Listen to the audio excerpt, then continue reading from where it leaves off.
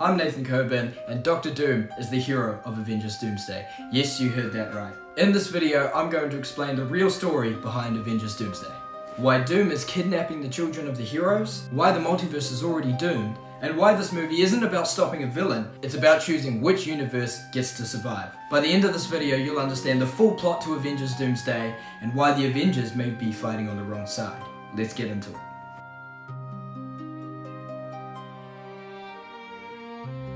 Okay, so here's the simple version of what's going on. The multiverse, all those different realities, it's breaking down. All the universes are crashing into each other, reality is tearing itself apart. And every time the heroes save the day, they're not fixing the problem, they're just delaying it. Dr. Doom sees something the Avengers don't. This isn't a battle you can win forever, and that's where his plan begins.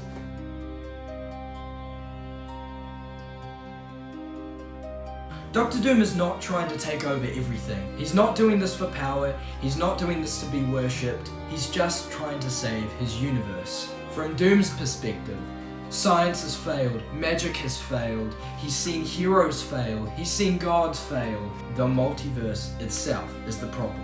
There are too many worlds, too many people interfering, too many temporary fixes, so Doom, witnessing all this, makes the hardest choice possible. Instead of trying to save the multiverse, every single universe, he decides to save one, at the cost of all others.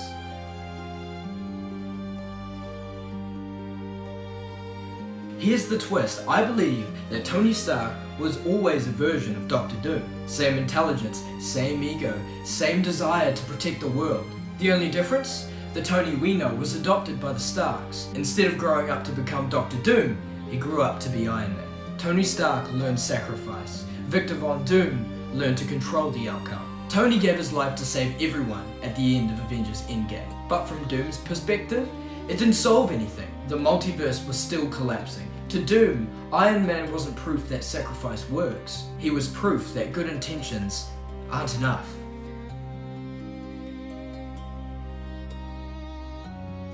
Now, this part does make Doom look like a monster, I'll admit, until you understand why he's doing it. Doom is targeting children for these three reasons. Number one, children represent the future. They aren't locked into one path yet. They aren't damaged by past choices. In a universe that's falling apart, that makes them incredibly important. Alright, number two, some children can reshape reality. One of them is Franklin Richards, son of Mr. Fantastic and Invisible Woman from the Fantastic Four. To Doom, Franklin isn't a weapon, he's the solution.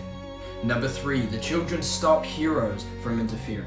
The heroes would sacrifice themselves, yes, but they will never sacrifice their children. And that's the brutal truth that Doom understands. The kidnapping of these children buys him time to execute his plan. Not because he enjoys it, but because he believes it's necessary for the plan to succeed.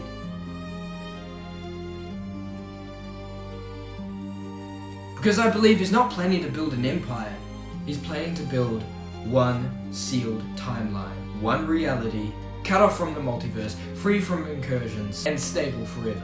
To do that, he needs total control, reality-shaping power, and no interference. And yes, that means destroying every other universe, but he's not doing it out of hate. From Doom's perspective, the multiverse is failing because it has no limits. Infinite timelines competing for the same existence cannot survive. Preserving every universe accelerates the collapse of the multiverse entirely. Limiting reality is the only way to stabilize it.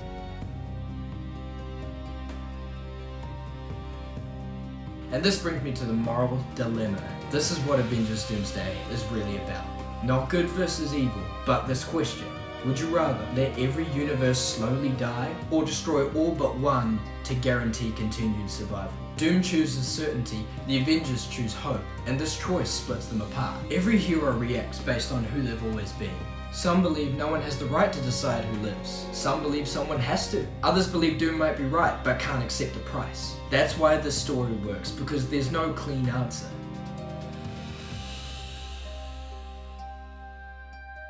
Now we know that Avengers Doomsday will be followed up by Avengers Secret Wars shortly after. So that must mean that Doom's plan to save the universe fails. As it does, I believe he makes one final move. He takes the broken pieces of dying worlds and fuses them together into one last reality. A world made from leftovers. A last chance. And in doing so, Dr. Doom becomes the ruler of that world, not because he wants to be a god, but because someone has to shoulder this responsibility, this burden for survival. So maybe Avengers Doomsday isn't about stopping Doom. Maybe it's about realizing that he might be right, and that's what makes him terrifying. But what do you think? Is Doom a villain, or is he the only one willing to make the hard choice? Let me know in the comments, and I'll see you on the next one.